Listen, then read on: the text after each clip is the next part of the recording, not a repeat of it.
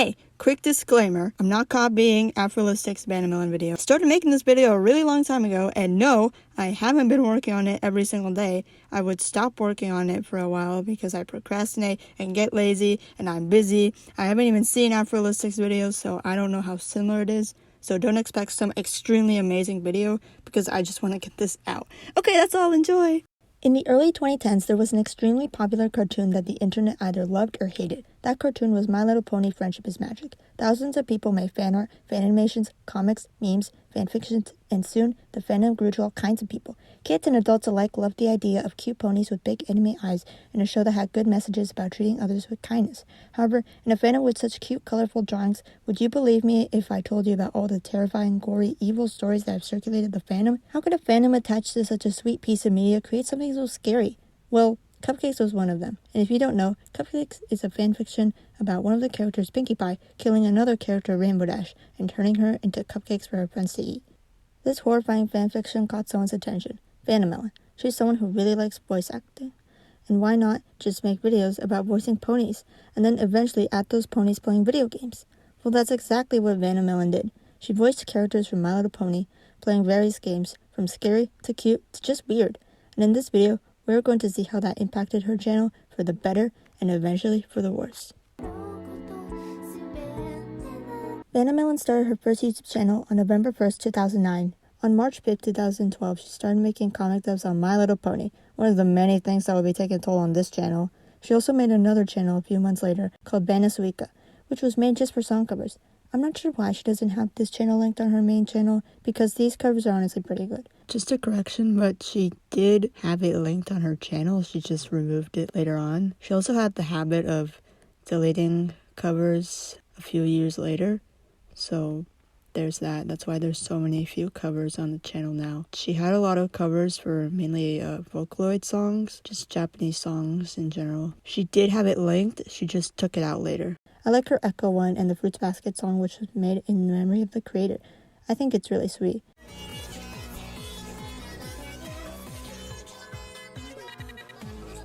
In her comic dubs from before, she mostly does Twilight and Rainbow Dash, which I think have the best voices. Her Rainbow Dash voice is really energetic and fun, and I can tell she enjoys doing it. And Pinkie Pie is good. Was that supposed to be a pun? Are you serious? Oh, come on. Give me a break, Dashi. What? No! That was weak. That's not Pinkie Pie. But then she decides to switch up her content to gaming, and not doing voice acting anymore. Well, not quite. She starts to do these gameplay videos, and you'd think she would use the characters I just listed, but nope. She uses Fluttershy. Don't forget these happy things. Her first gaming video was on November 9th, 2014, about Fluttershy playing FNAF, which does extremely well. The video gains almost 7 million views. She starts to make these gameplay videos with Fluttershy, and does the Fluttershy voice well. She gets pretty popular for playing FNAF, and then playing other games as Fluttershy. For some reason, she talks to Siri, which is important because in the video, Siri calls her Fluttershy instead of Fluttershy. How are you today, Siri? I'm pretty good, Fluttershy. That's Fluttershy? The Fluttershy name would soon become a replacement for the name Fluttershy. I assume to avoid copyright for using the character. She experiments with her content a lot while still using Fluttershy, playing Yandere Simulator, Pokemon Go, more FNAF, reacting to Smile HD, reading comments, or playing Hello Neighbor. She plays more scary games because those will always be popular. Then she starts using other characters like Pinkie Pie, Rainbow Dash, and even Flutterbat. But Fluttershy still remains at the top. Later on, she starts to add an intro, an outro, and even fan art to the start of her videos. I like this era of her content because she seems genuinely interested in the games she's playing, and she's playing all these random popular games just for fun. She also does a pretty good Fluttershy impression. I really like the Vendy videos and Cuphead. Around 2014 to 2017, it's just her doing whatever. Again, mostly horror games. The Bendy videos end up becoming a series. You will see that some games just become series, like Undertale, VRChat. I already said FNAF, right? Oh, and Doki Doki Literature Club. We will get to that later in the video, as it becomes very important. Later on, she decides to do these face cam videos, except it's not Vanna's face, it's Fluttershy. It's kind of like a Fluttershy VTuber thing. And I get it's meant to be an upgrade, but I find it a little strange. In an older video, we can see that Vanna is playing some Animal Crossing game called Pocket Camp. But guys, that's Vanna, not Fluttershy. I mean, look at how the next video does. In this video, I feel like Vanna's starting to lose the grasp between her own normal voice and the Fluttershy voice. I can look around here. Where exactly? Oh, is it here? No, it must be here. Quickly figure out what to do. I think all you have to do is just use a mouse. Oh, okay, that's interesting. Okay. The video doesn't do that well. The video with the cute character does though. And the reason this video is important is because the foreshadowing is. I'm going to keep this part short. Mostly because I remember not really liking when this was happening. I honestly stopped liking the content when the face cam started, but the point is, Vanna really loves Animal Crossing. Like a lot, okay? I'm not making this up. Look at all the Animal Crossing games she has. She decides to use Isabelle from Animal Crossing as the new mascot for the channel. She has these animations that are made by Nick Dante.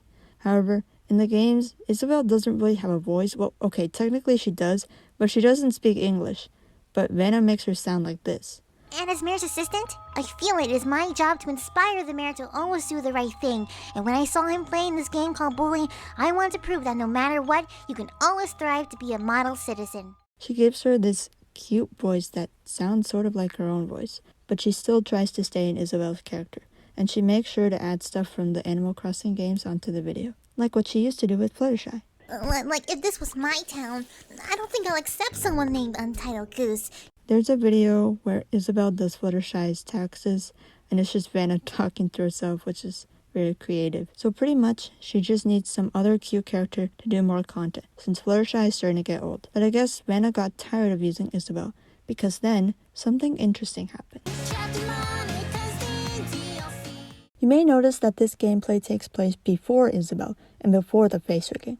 Yeah, that's because the effects don't kick in until years later. Vanna doesn't start using the DDLC characters in her videos until 2 years later, because apparently she didn't like the game. I was actually super bitter and unnecessarily snappy towards the game, because I didn't really like dating sims or fictional girls at the time. In the beginning, it's just gameplay of the game and she names herself Flutterchan, because DDLC is a visual novel, and I think the Chan gives it an anime vibe.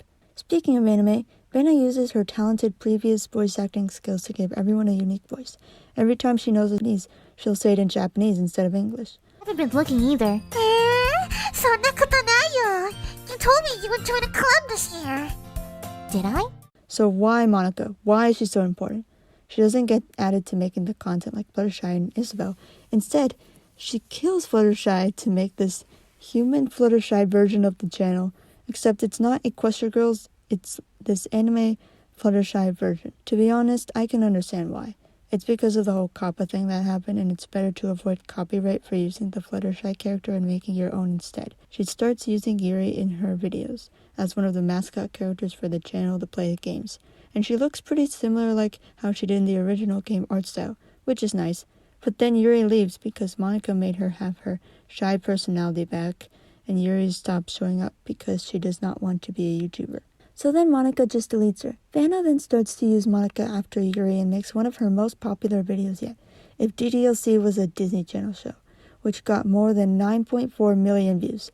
It's nice, I like it. The song is catchy, the animation is great, and Monika looks so cool here. But you know what's not nice and also really creepy? It all started when Vannamelon made a video about Monika from DDLC talking to Monika from Character AI.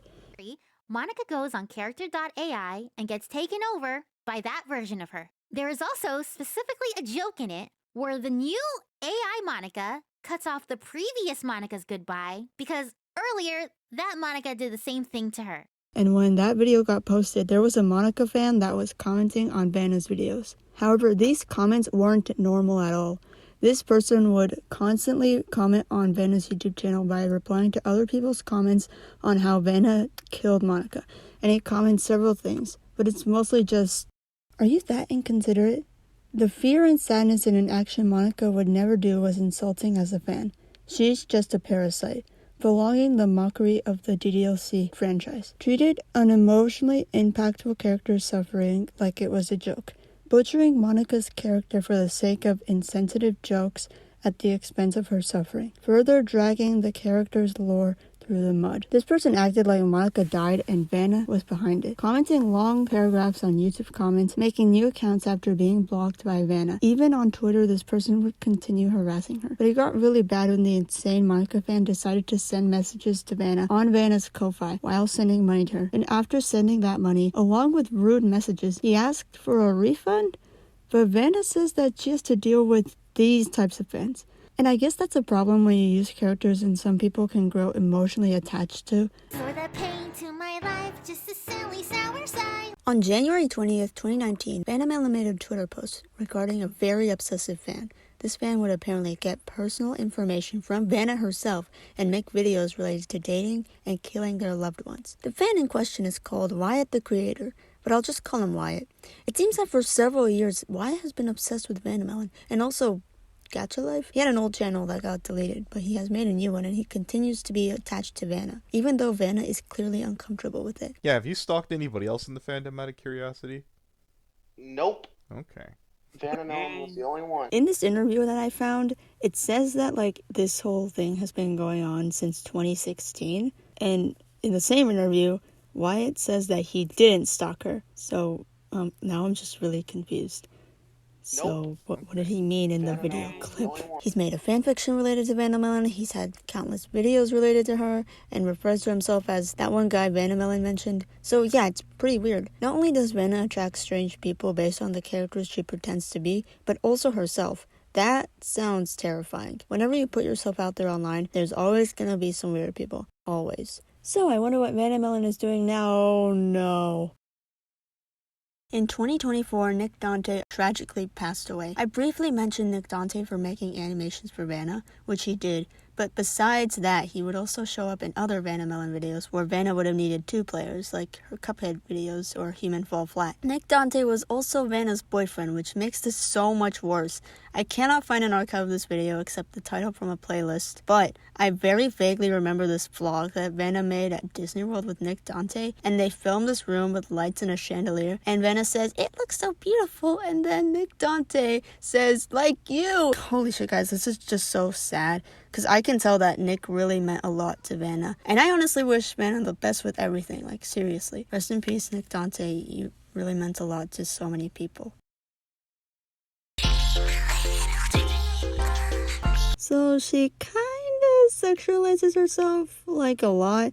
It's pretty well known that she is a Jack simp, even his VA knows. Her thumbnails are sometimes kind of weird and suggestive. Not just her, but it might just be other characters as well. It's weird because she obviously has a mostly kid audience, and dude, I'm sorry, but I don't think any adults really want to watch this. It's also kind of sad that she has to take this route of content. Ever since she stopped doing Fluttershy gameplay videos, the views have been dropping. She still does occasionally, but I doubt she still has the same passion for it as she did 10 years ago, which is fine, but really, how many Smash or Pass videos are you gonna make? And yeah, she says it's not for kids, but to be honest, when you use a cute, colorful character, kids are bound to click on it.